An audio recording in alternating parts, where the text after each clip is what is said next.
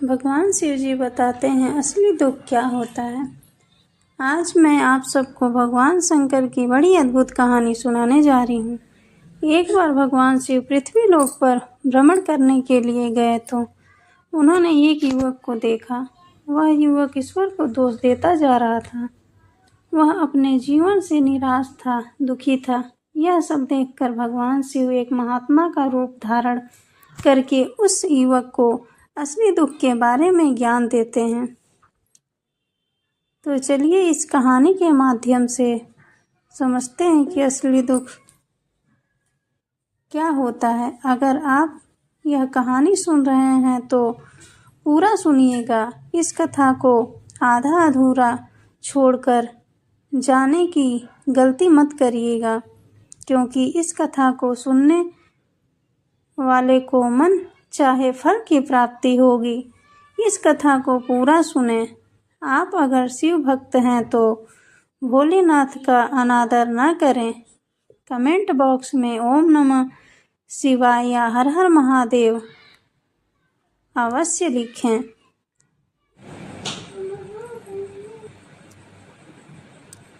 सुख और दुख एक ही सिक्के के दो पहलू हैं। सुख और दुख हमारे जीवन में लगातार आते ही रहते हैं और हमें लगता है कि हमारे जीवन में हजारों दुख और हजारों समस्याएं हैं।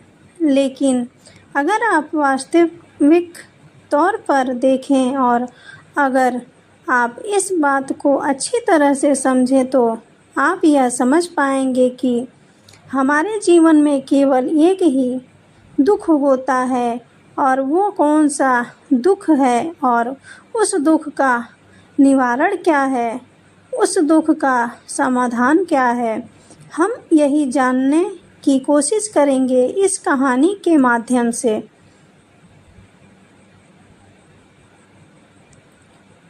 भगवान शिव की कहानियाँ और उपदेश हमें जीवन के गहरे रहस्य को समझाने में मदद करती है। एक प्रसिद्ध कथा में भगवान शिव असली दुख के बारे में बताते हैं। कहानी के अनुसार एक बार देवताओं और असुरों के बीच समुद्र मंथन हुआ। इस मंथन के दौरान विष उत्पन्न हुआ, जिसे पीने से सभी देवता और असुर डर रहे थे। इस विष को पीकर सबको बचाने के लिए भगवान शिव ने उसे पी लिया। हालांकि विष ने उनके गले को नीला कर दिया और शिव जी का गला नीला हो गया, जिसे नीलकंठ के नाम से जाना जाता है। इस कथा से यह सीखने को मिलता है कि असली दुख क्या है।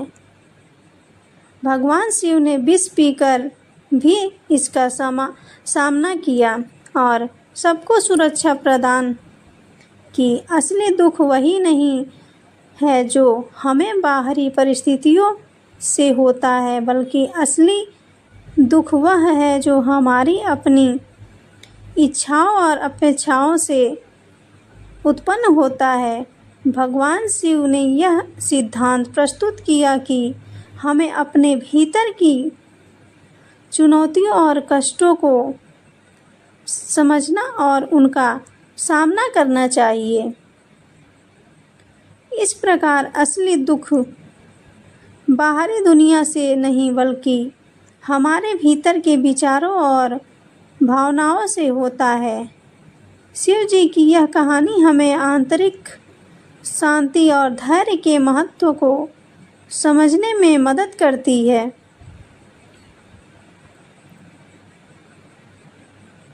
एक दिन भगवान शिव और माता पार्वती कैलाश पर्वत पर बैठे हुए थे।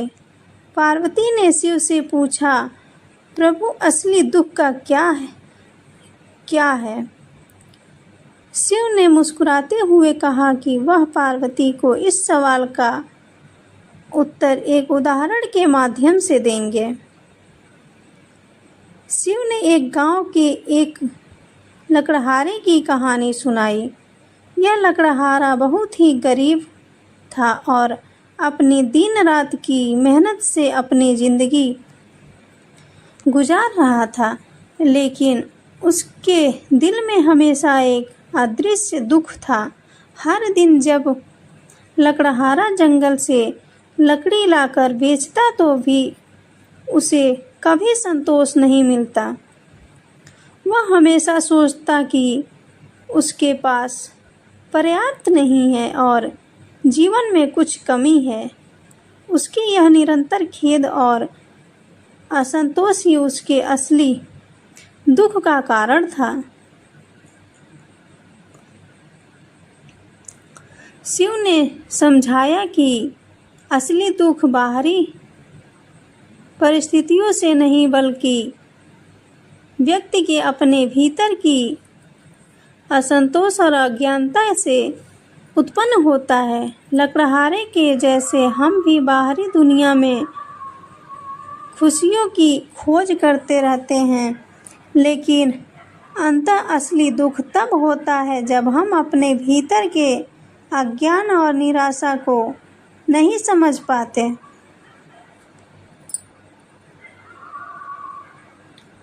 आत्मज्ञान। असली दुख का समाधान केवल बाहरी संपत्ति या सुख में नहीं है, बल्कि आत्मज्ञान और आंतरिक शांति में है। जब व्यक्ति अपने अंदर की खुशी और संतोष को पहचान लेता है तो बाहरी परिस्थितियां उसकी मानसिक स्थिति को प्रभावित नहीं कर सकती।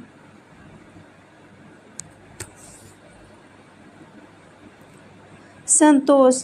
जीवन में संतोष और धन्यवाद का भाव रखना आवश्यक है। यह भाव व्यक्ति को भीतर से सशक्त और खुश रखता है। अहंकार और इच्छाएं। हमें अपनी इच्छाओं और अहंकार पर नियंत्रण रखना चाहिए।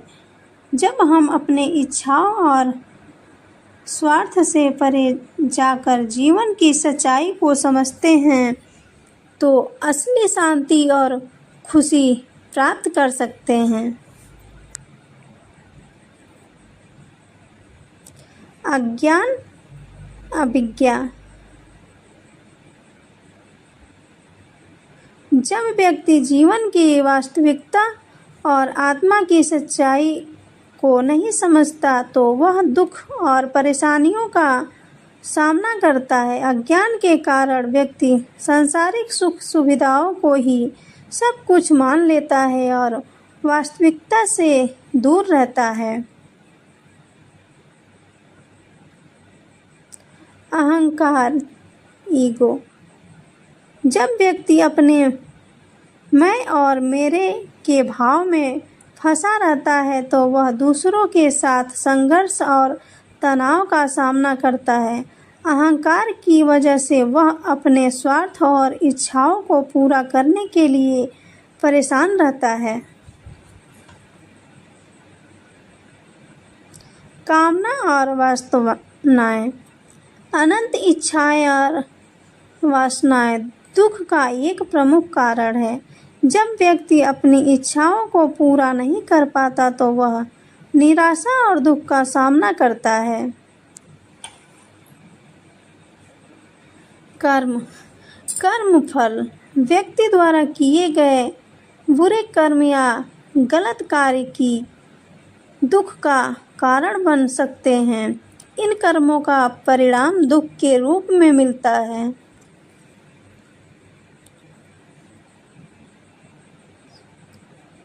अस्वीकृति और विषाद। जब व्यक्ति किसी चीज़ को स्वीकार नहीं कर पाता या जीवन में चल रही समस्याओं और कठिनाइयों को समझ नहीं पाता तो वह दुखी रहता है। महादेव ने यह भी बताया कि इन दुखों से मुक्ति पाने के लिए आत्मज्ञान, सही कर्म और ध्यान के माध्यम से अपनी इच्छाओं और अहंकार पर नियंत्रण रखना आवश्यक है।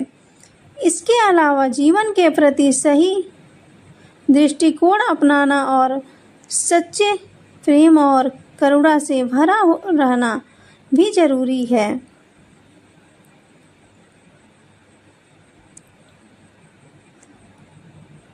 दोस्तों, वीडियो अच्छी लगी हो तो एक लाइक और चैनल को सब्सक्राइब ज़रूर करें। हर हर महादेव दोस्तों, धन्यवाद।